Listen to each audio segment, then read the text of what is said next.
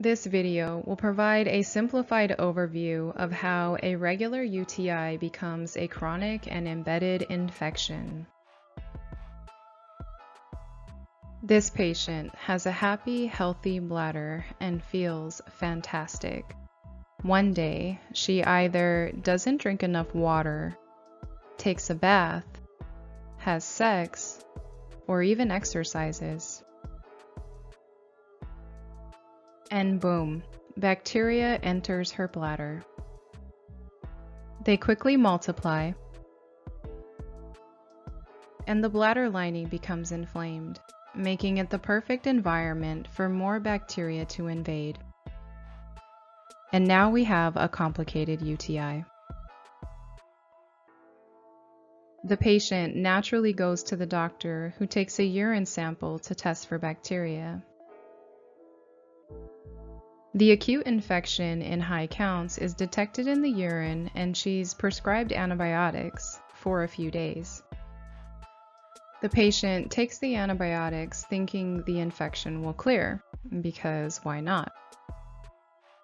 But after 3 to 7 days, she runs out of antibiotics. The bacteria are still in her bladder, and the patient is still in pain. So she goes back to the doctor, who usually wants to run a urine culture at this point to see what bacteria grow. The patient provides a sample that will be sent to the lab to be cultured. This sample can easily have lower counts of bacteria due to the first round of antibiotics, or even from the loads of water she's now drinking to flush her urinary tract, because that's what our mothers told us to do. The lab swabs the urine onto the medium to grow out the bacteria.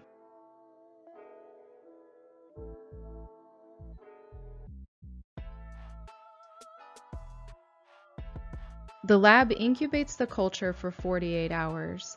At this point, the lab returns a false negative report. There are a few reasons this happens. The bacteria show up but are in low numbers. The UTI testing standards are set far too high to account for low-grade infections and diluted samples. The culture is deemed as mixed growth, meaning the lab identified several smaller colonies of varied bacteria but couldn't identify one dominant overgrown pathogen. Typically, they're looking for E. coli. The culture returns as an overgrowth of bacteria that are considered contaminants that got into the urine sample from the vagina or the rectum. Even though many of these bacteria have been shown to cause infections, their presence is dismissed. The culture is not incubated long enough to reveal bacteria that may be slow growing or have trouble growing outside of its preferred environment, like the bladder. The growth medium used in the growth plate also plays a role in how well bacteria can grow. Most plates contain a medium that specifically promotes E. coli growth. The bacteria causing the infection may not be in the sample. Since it's just a snapshot of the free-floating bacteria in your urine, it does not capture the bacteria that are hiding intracellularly or in biofilms.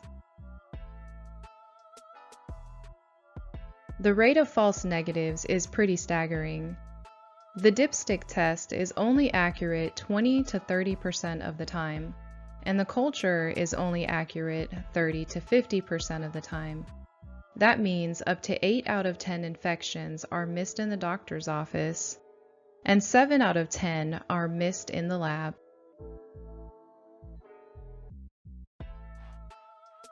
At this point, the patient is typically told that she does not have a UTI. She's diagnosed as a mystery or with IC or with mental issues, and now her precious time to kill the bacteria is wasted on hunting for a doctor who will take her seriously and help her identify the cause of her symptoms. So what's happening with this infection while the medical community ignores the patient and refuses to get their shit together?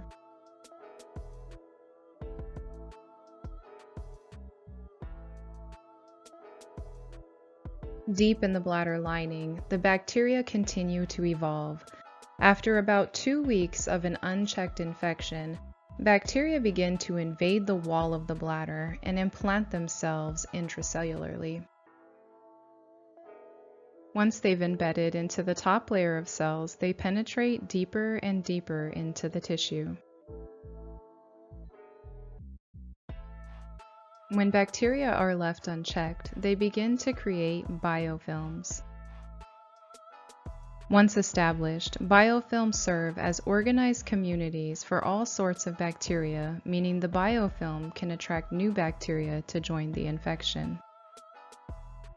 As the patient searches for help, some doctors may arbitrarily try more short courses of antibiotics. This will help with clearing the planktonic bacteria, but has no effect on the embedded infection. The immune system is on high alert to the bacterial invasion and triggers a painful, ongoing inflammatory response.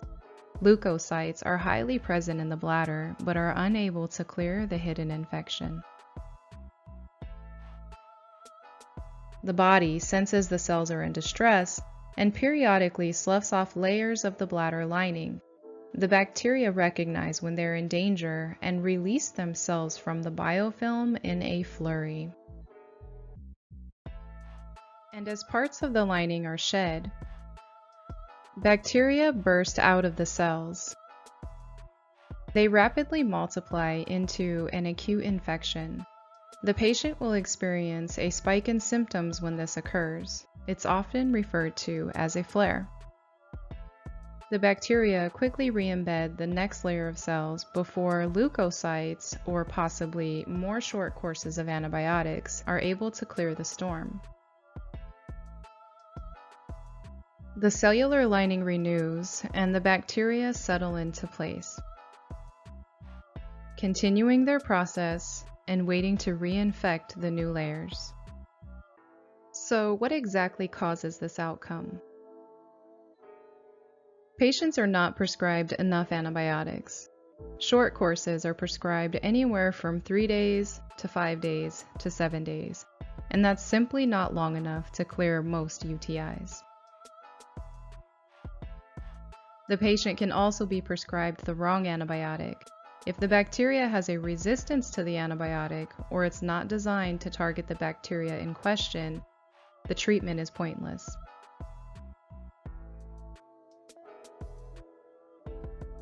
In some cases, the patient is given the right antibiotic for one bacteria, but it's the wrong antibiotic for the other bacteria involved in the infection.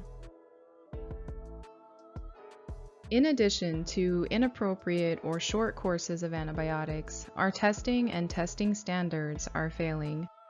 The dipstick test performed in the doctor's office and the culture test performed in a laboratory are simply outdated. These testing methods are highly inaccurate and failing a multitude of women every day. Testing standards should fall in line with today's technology. Science has evolved. We shouldn't be using the same old tests that our grandparents used. Better testing is available, which uses DNA sequencing to identify the bacteria in the urine sample. In fact, these tests have been proven to catch infections in most patients who've previously reported negative cultures. These tests will identify not only what pathogen is involved in the infection, but also which antibiotic can kill them. Combining these testing measures with the right course of antibiotics for a sufficient length of time will prevent chronic UTIs.